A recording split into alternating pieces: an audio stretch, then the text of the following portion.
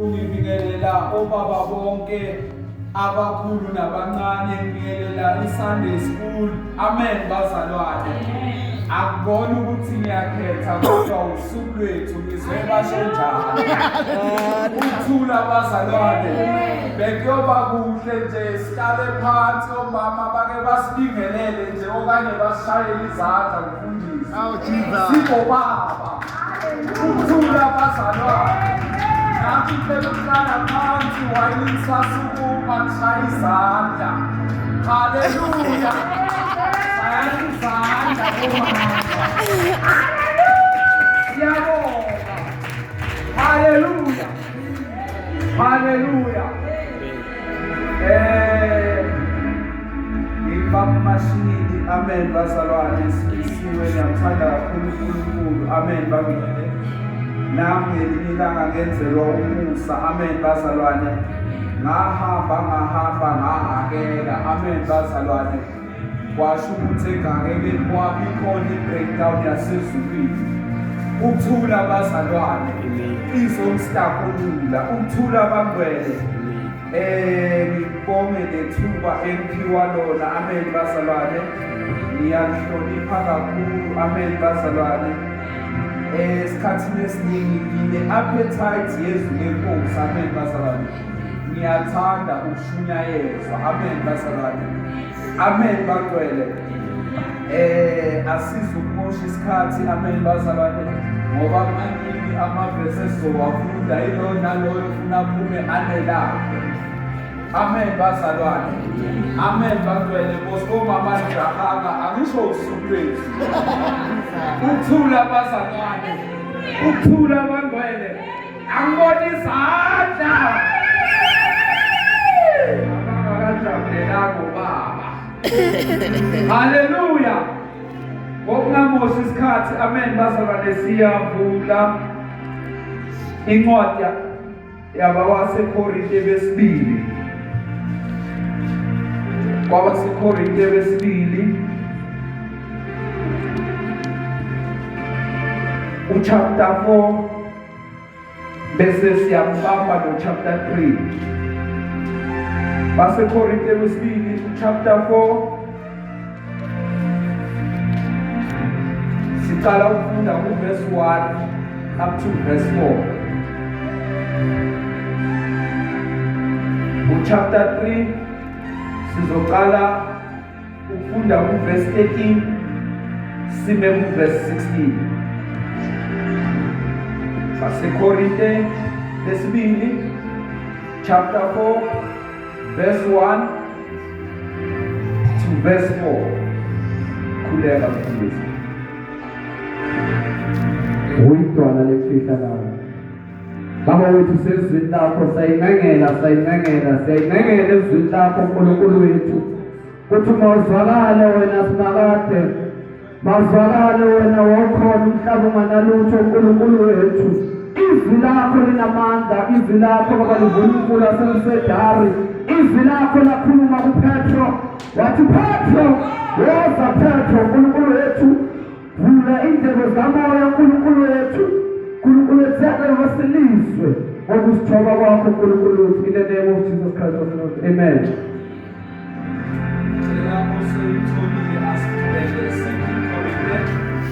Chapter 4 verse 1 to 4.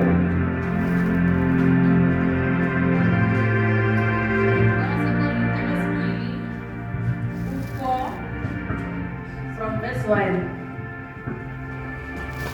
Ngakho lokhu sinale nkonzo, njengokuba sahawukelwa, asidangali, kodwa sizilahlile izinto ezifihliwe zehlazo, asihambi ngobuqili, asiliphambanisi izwi likaNkulunkulu, kepha ngokuveza obala iqiniso sizincoma kunembeza wabantu bonke phambi kukaNkulunkulu. Kepha uma ivangeli lethu lifihlakele kwabalahlwayo, okukubona abangakholwa uNkulunkulu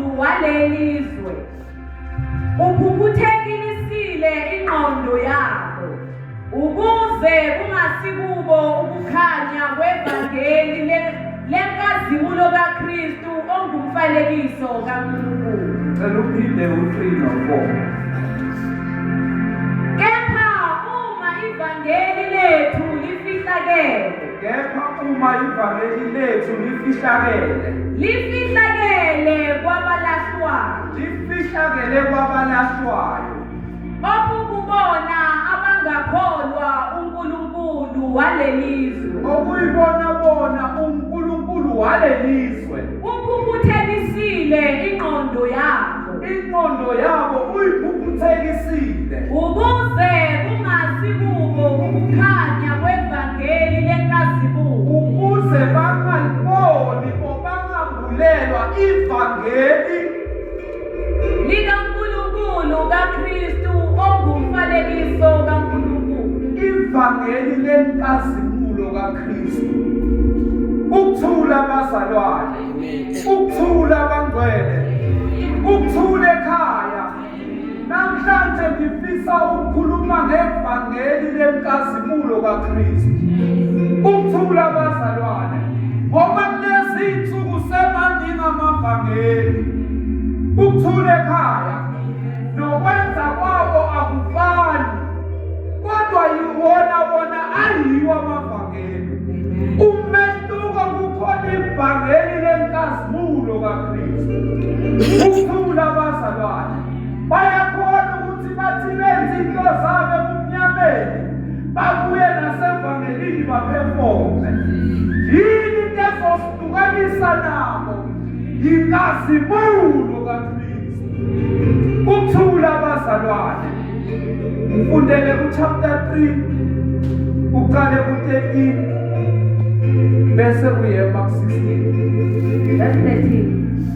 Asenzi njengoMose owamboza ubuso bakhe ngendwangu, ukuze abantwana bakwa-Israyeli bangagubuki ukugcina kwalokho obekuza kuphela.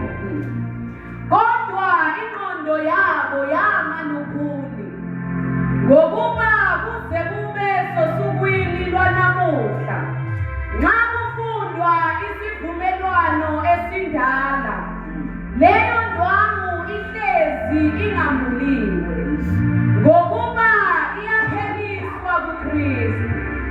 Yebo, kuze kube namuhla, nxa kufundwa uMose, indwangu isayimbozile inhliziyo yabo.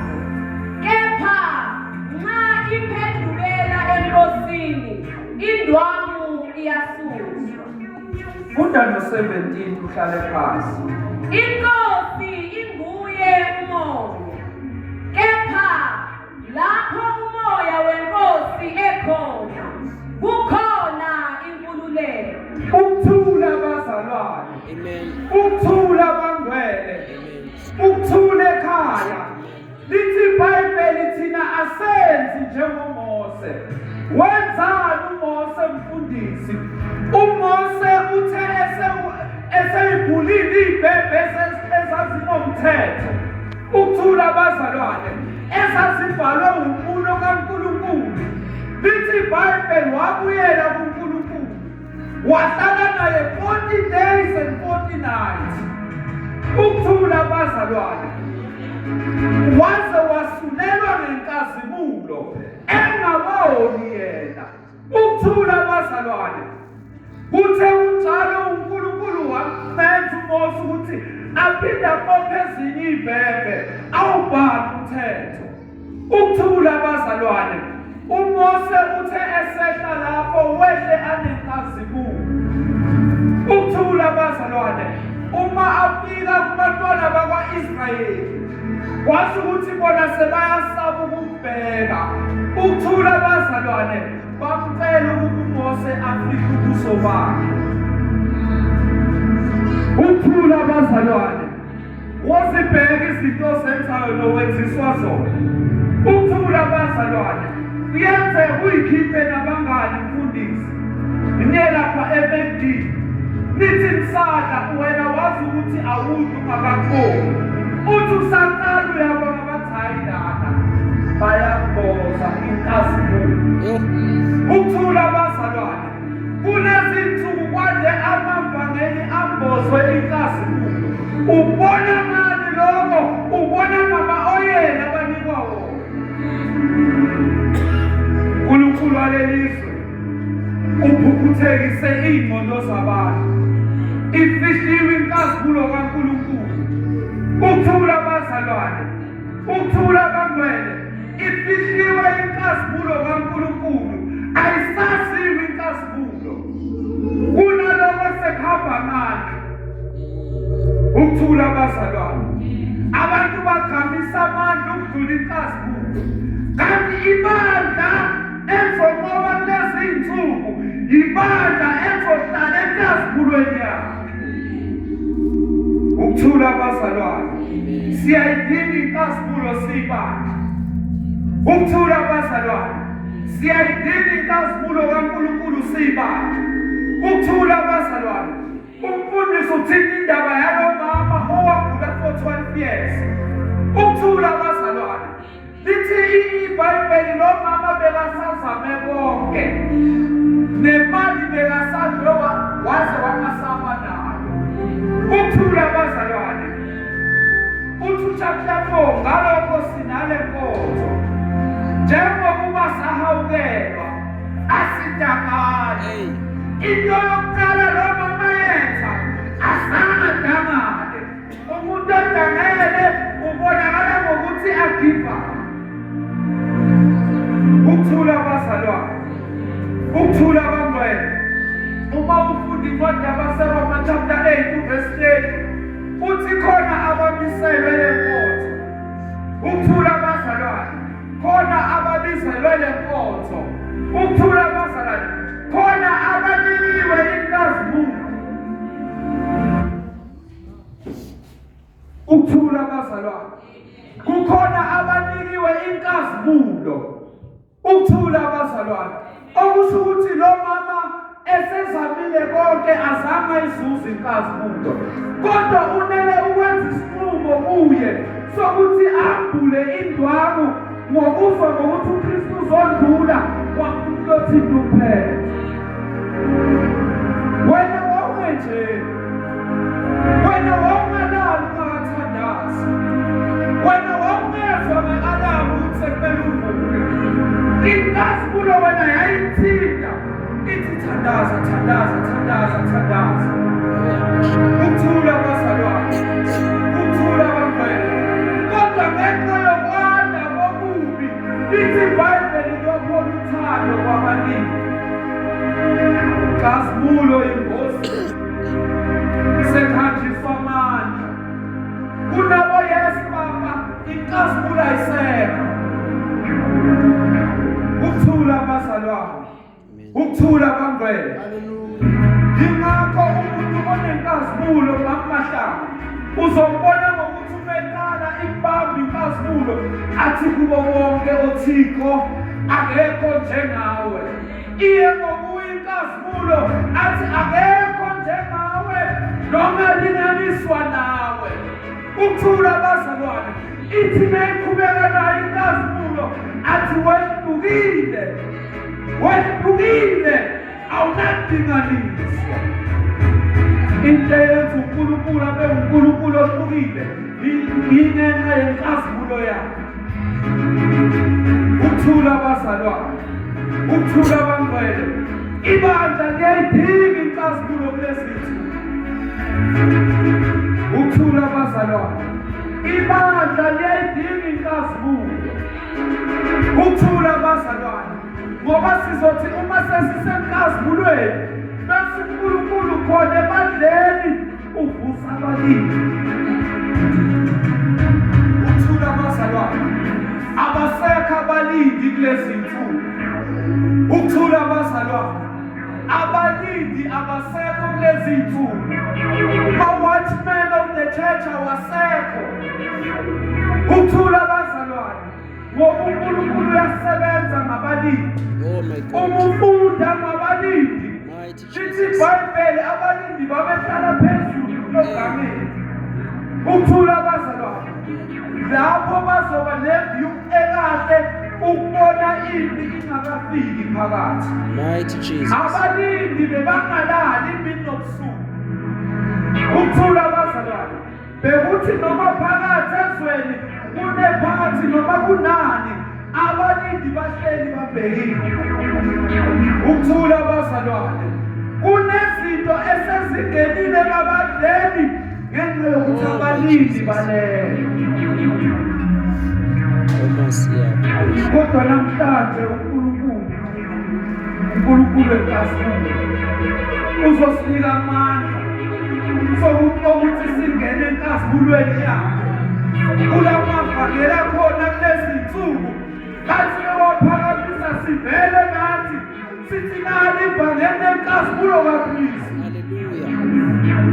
Ukuthula abazalwane uthi uPetro ngelinye ilanga uJesu eqeda kukhazimulisa entabeni uthi uPetro akwakhiwa amadokodo abe mathathu. Mighty Jesus. Kube nela Eliya, kube nela Moses, bese kuba nelakho. Ukuthula abazalwane. Kodwa ngenxa yokuthi lenkazimulo kwakuyona inkazimulonyana nje, kwezwakala izulu likhuluma lithi lo yindodana yami. Engithokozile ngayo. Kusho ukuthi abantu abazokwambulelwa lenkazimulo kuzoba uhlobo lwabantu uNkulunkulu azobathokoza ngabo. Ukuthula abazalwane, ukuthula kwangcwele, siyayidinga inkazimulo kulezi insuku. Siyayidinga inkazimulo kulezi insuku. Ngaphandle kwenkazimulo asizukunqoba. Ukuthula abazalwane, yingakho kukhona abantu abahlalela ukuthi uzwe njalo ukuthi umuntu uwile. Hayi siyabona sekavukile uvukile uwile. Yini into engekho kuye inkazimulo. Mighty Jesus. Iphuthekisile. Ukuthula abazalwane, ukuthula abangcwele, ngoba nanoma ungaphiwa ukuthula amen bazalwane, kodwa uma inkazimulo ingekho kuwe amen bazalwane, ukuthula kwakho nje kuzoba seyindebeni zomlomo.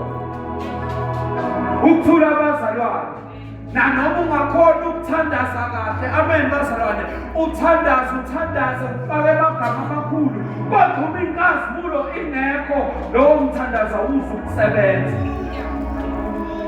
Ukuthula abazalwane, nanoma ungashumayela wehlisa izambulo, kodwa uma inkazimulo ungenayo izambulo zakho ziyizeleze. Ukuthula abazalwane, siyayidinga inkazimulo. Ukuthula abazalwane, siyayidinga inkazimulo. Ukuthula abazalwane, kuthe uJudas Iscariot sekulewe angithi benza wrong amen bazalwane, kodwa lithi iBhayibheli benza inkatho ukuze inamba yabafundi ipheleliswe. Ukuthula abazalwane, ningizwe kahle bazalwane.